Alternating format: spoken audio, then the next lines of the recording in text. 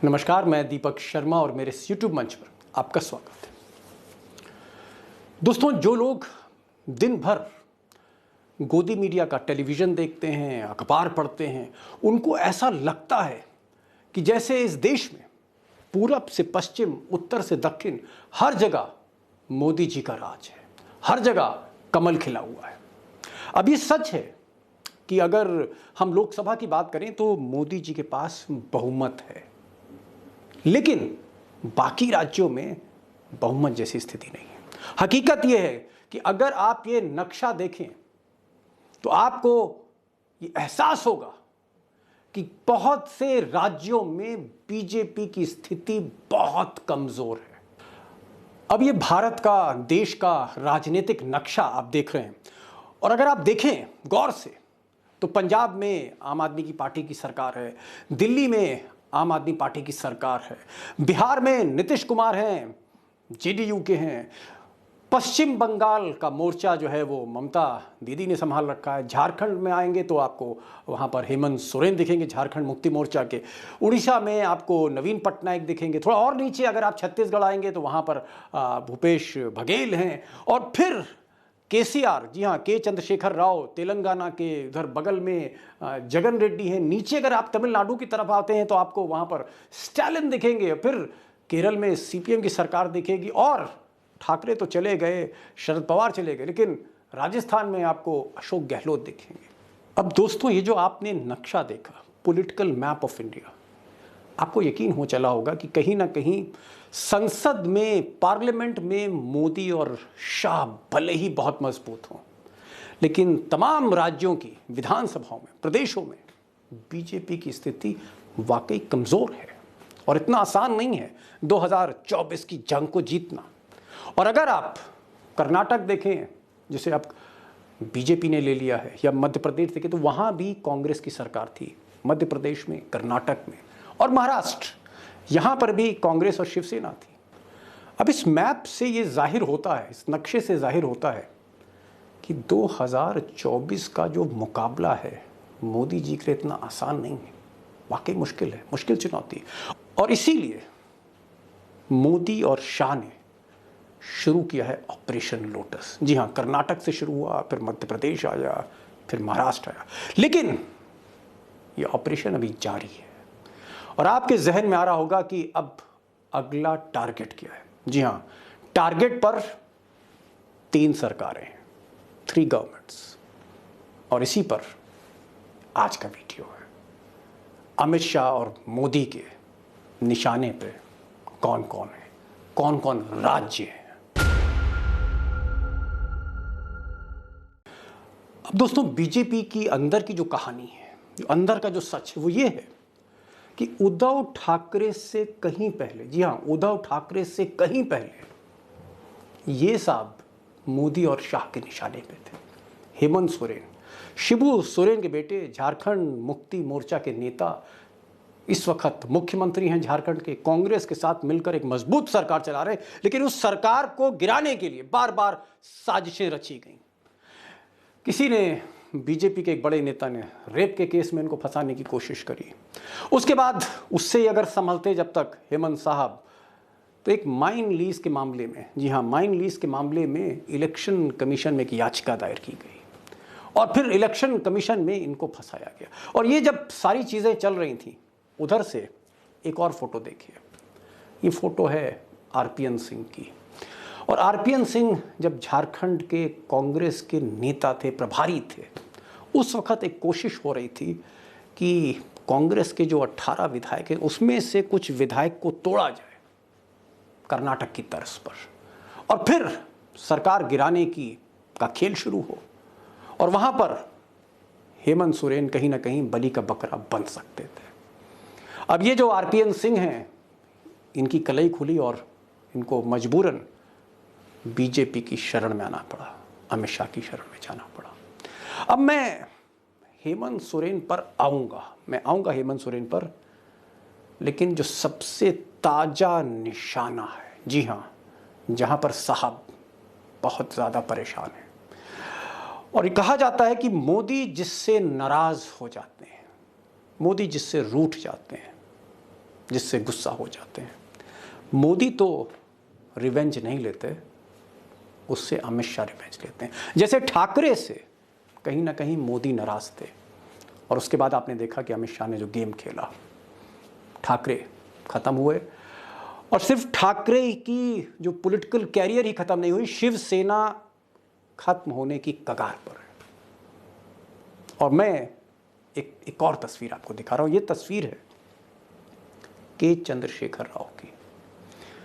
और के चंद्रशेखर राव आज की तारीख में ममता बनर्जी या केजरीवाल या लालू प्रसाद यादव या तेजस्वी, इनसे भी कहीं ज़्यादा, राहुल गांधी से भी कहीं ज़्यादा आग उगल रहे हैं मोदी पर। और ये चीज़ नागवार गुजर रही है बीजेपी को। और इसीलिए बीजेपी ने जो अपनी कार्यकारिणी, राष्ट्रीय कार्यकारिणी की जो बैठक है वो तेलंगाना में की, इनके गढ़ में की। पहले सुनते हैं कि किस तरह की आग उगल रहे हैं केसीआर मोदी के खिलाफ।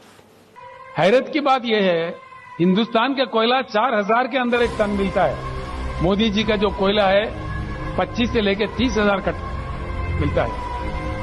4 गुना 5 गुना ज्यादा दाम देके, क्योंकि इनका दोस्त है एक साहूकार, वो इंपोर्ट करता है। इसीलिए मैं आपको टाइटल दे रहा हूं कि आप प्रधानमंत्री का काम नहीं कर रहे हो, आपके शाहूकार दोस्तों का सेल्समैन बन के काम कर रहे हो। अब हिमाकत देखिए, हिम्मत देखिए। केसीआर एक मुख्यमंत्री बोल रहा है प्रधानमंत्री को ये सेल्समैन है, और सेल्समैन अपने चहेते बिजनेसमैन के लिए। और क्यों कोयले का दाम बढ़ा रखा है। अब ये जो खबर है तो गोदी मीडिया में चल नहीं सकती, लेकिन केसीआर जिस तरह की भाषा का इस्तेमाल सीधे सीधे मोदी पर कर रहे हैं, मोदी को जिस तरह से उन्होंने टारगेट किया है, बीजेपी तिलमिलाई हुई है। और शायद चाणक्य ने पूरा फोकस तेलंगाना पे, हैदराबाद में इस वक्त कर रखा है। और जगह जगह बीजेपी जो है वो आप कह सकते हैं रैलियां कर रही हैं, वहाँ पर राष्ट्रीय कार्यकारिणी की बैठक हो रही है। पूरा ब्लूप्रिंट तैयार किया गया है कि किस तरह किसी भी कीमत पर केसीआर की सरकार गिरानी है। चाहे वो मोदी से नाराज रहें, चाहे वो मोदी को एयरपोर्ट पर लेने आएं या ना आएं, या वो मोदी के खिलाफ इस तरह का कैंपेन करते रहें, केसीआर के लिए उल्टी गिनती शुरू हो चुकी है। और ठाकरे और हेमंत सोरेन से कहीं ज़्यादा अमित शाह इस वक्त, जैसे चिड़िया की आंख दिखती है, मछली की आंख दिखती है किसी अर्जुन को, उसी तरह अमित शाह ने अपना तीर कमान सेट कर लिया है। टारगेट पर केसीआर है, और मैं इस पर और अपडेट आपको करूंगा। अब मोदी जी और शाह ने उद्धव ठाकरे का चैप्टर क्लोज कर दिया है, और हो सकता है आने वाले दिनों में एकनाथ शिंदे या तो बीजेपी में मर्ज कर जाएं, और या फिर उनका चैप्टर भी क्लोज कर दिया जाए। और उसी के साथ इतिश्री हो जाएगी शिवसेना की, एक रीजनल पार्टी महाराष्ट्र में खत्म, सिर्फ वहाँ बीजेपी रहेगी। 2 चैप्टर मैंने बताए और खोले हैं, एक हेमंत सोरेन का चैप्टर जिस पर मैं आऊँगा तफसील से, और दूसरा चैप्टर केसीआर साहब का तेलंगाना। अब केसीआर और हेमंत सोरेन के अलावा एक शख्स और हैं जो मोदी के निशाने पर है, और यूं कहें कि मोदी से कहीं ज़्यादा आरएसएस के निशाने पर है, वह है नीतीश कुमार। अब आरएसएस को इसलिए नीतीश कुमार से तकलीफ है क्योंकि आरएसएस का जो एजेंडा है, हिंदुत्व का एजेंडा है, यूनिफॉर्म सिविल कोड का एजेंडा है, या बाकी जितने भी एजेंडे हैं, पॉपुलेशन कंट्रोल बिल का एजेंडा है, उन सब में कहीं ना कहीं रायता डाल रहे हैं, मट्ठा डाल रहे हैं नीतीश कुमार और आरएसएस की जो आइडियोलॉजी, इसमें जो एक भयंकर टकराव देखने को मिल रहा है। जैसे आरएसएस नहीं चाहती थी कि जातिगत जनगणना कराई जाए, कास्ट सेंसस कराया जाए, लेकिन नीतीश ने जबरदस्ती तेजस्वी के साथ मिलकर कास्ट बेस्ड सेंसस पर ना सिर्फ सदन का समर्थन लिया, कैबिनेट से प्रस्ताव पारित करके उन्होंने उसकी पहल कर दी। अब ये आरएसएस को नागवार गुजर रहा है। अब यहां पर जो पेच है वो ये है नीतीश के साथ कि मोदी चाहते हैं कि 2024 तक नीतीश उनके साथ रहें, वो उनको गुड ह्यूमर में रखें। क्योंकि मोदी एक चीज़ जानते हैं कि अगर नीतीश और लालू ने हाथ मिला लिया, तेजस्वी ने हाथ मिला लिया, तो बीजेपी के लिए पिछले बार की तरह 40 में से 39 सीट, 40 में से 39 सीट्स लाना बहुत मुश्किल होगा अगर नीतीश चले गए। तो वो नीतीश को रोकना चाहते हैं और नीतीश को ये पता है कि जिस तरह का एक वैचारिक मतभेद है उनमें और बीजेपी में, 2024 का जैसे ही लोकसभा का चुनाव खत्म होगा, नीतीश कुमार का चैप्टर बंद कर दिया जाएगा ठाकरे की तरह। अब अगर ये जो शीत युद्ध है बीजेपी और नीतीश कुमार में, अगर थोड़ा सा मैं आपको समझाने की कोशिश करूं तो हम चाहते हैं कि आप कुछ पॉइंट्स देख लीजिए।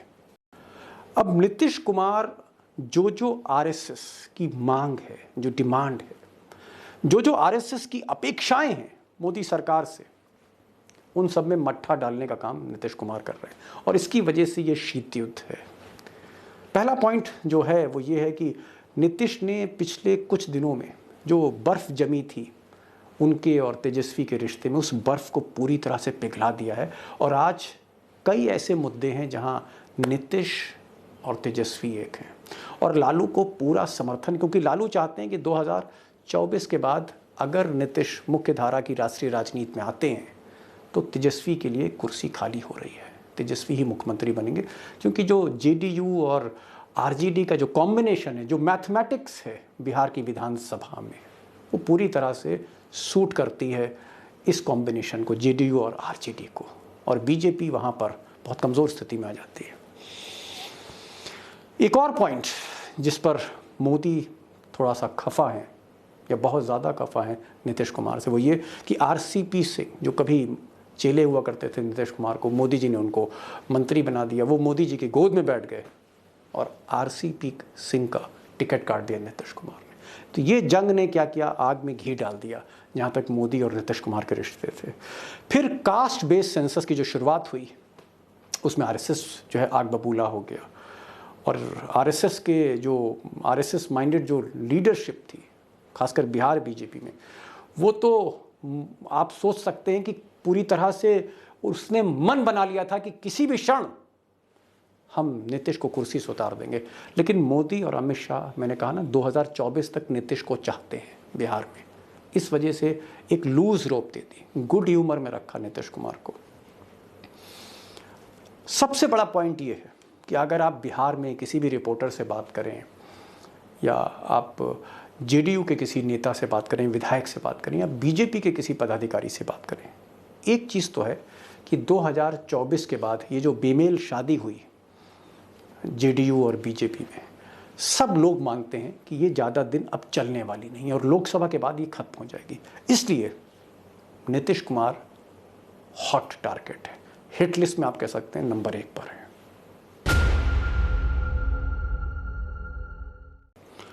अब नीतीश चाहते हैं कि वो सरकार से पीछा जल्दी छुड़ाएं और तेजस्वी से हाथ मिलाएं 2024 से पहले, और हो सकता है, ऐसा लोग कह रहे हैं जो मेरी बातचीत हुई है, कि 2023 आते आते या हो सकता है जुलाई के बाद 2023 यानी साल भर बाद नीतीश दामन छुड़ा लें मोदी से और तेजस्वी के साथ आ जाए, और तब जो पूरा विपक्ष है, समूचा विपक्ष है, वो नीतीश को एक प्रधानमंत्री उम्मीदवार के लिए बैक कर सकता है, समर्थन दे सकता है, और राहुल गांधी भी कहीं ना कहीं इस पर तैयार है।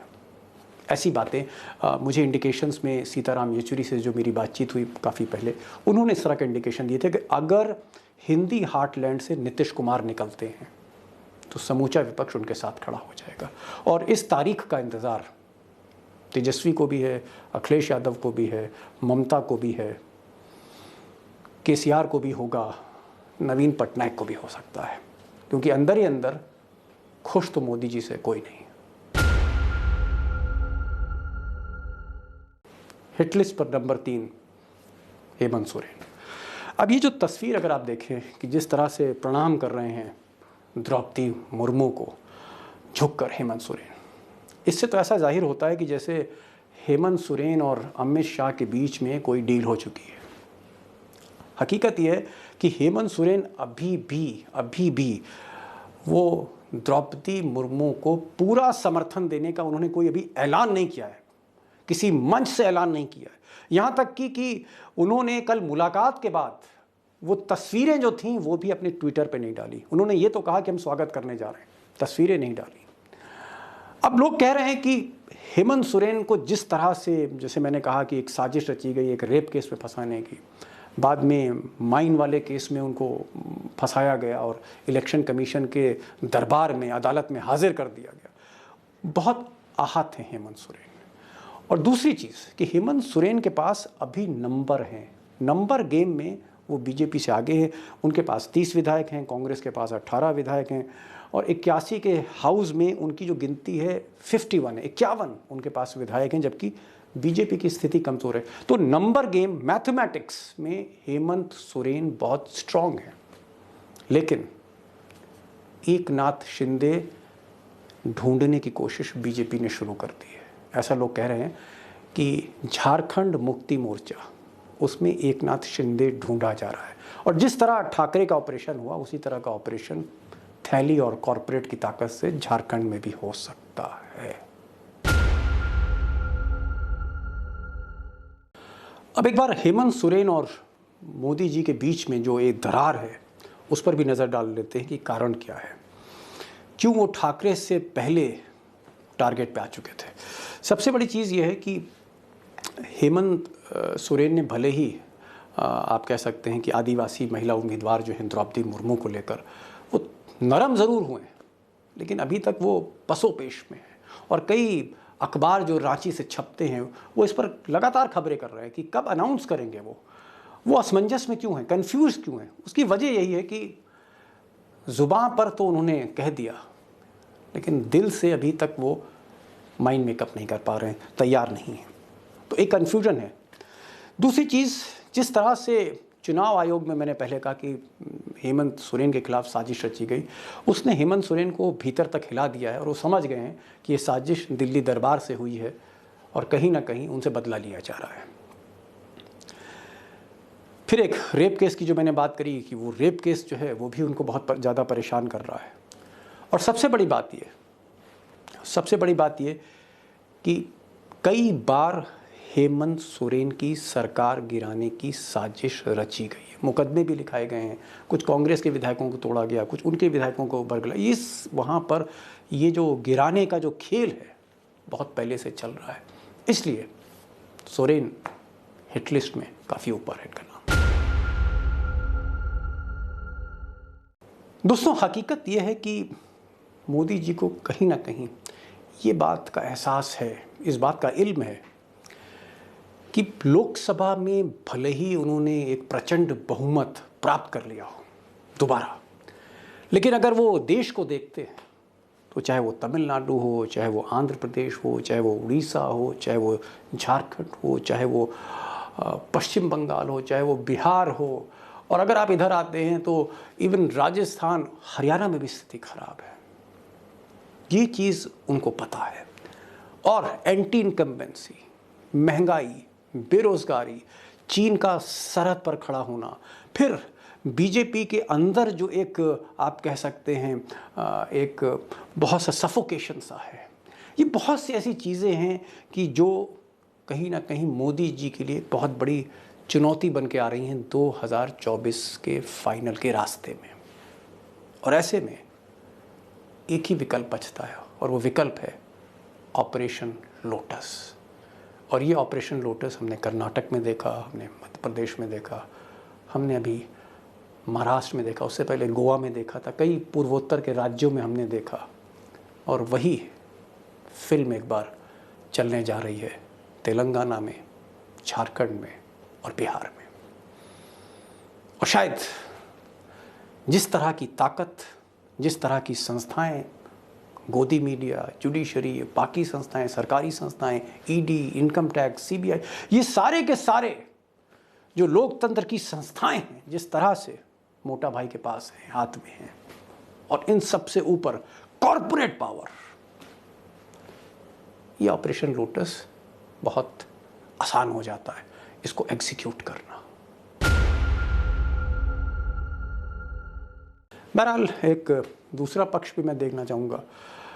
देखिए, सरकार गिराने का खेल कोई नया नहीं, ऐसा नहीं है कि अमित शाह के पास कोई जादू की छड़ी है या हम बहुत ज़्यादा बाइस्ड होकर मोदी और शाह के बारे में।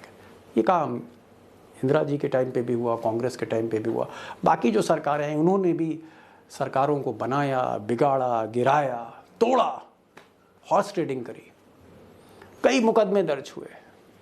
सरकार चाहे वो नरसिम्हा राव की हो, इंदिरा गांधी की हो, मोदी की हो। हकीकत ये है दोस्तों कि आज भी लोकतंत्र हमारा उस दिशा में नहीं बढ़ा है जिस दिशा में गांधी, अंबेडकर या हमारे जो स्वतंत्रता सेनानी थे वो देश को ले जाना चाहते थे। हम वहाँ तक नहीं पहुँचे। उस नैतिकता के पैमाने पर हम अभी तक खरे नहीं उतरे।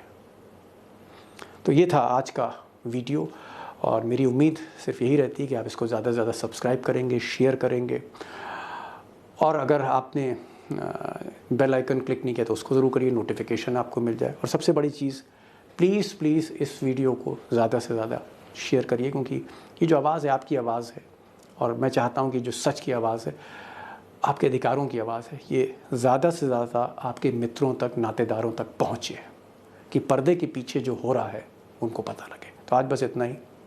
नमस्कार।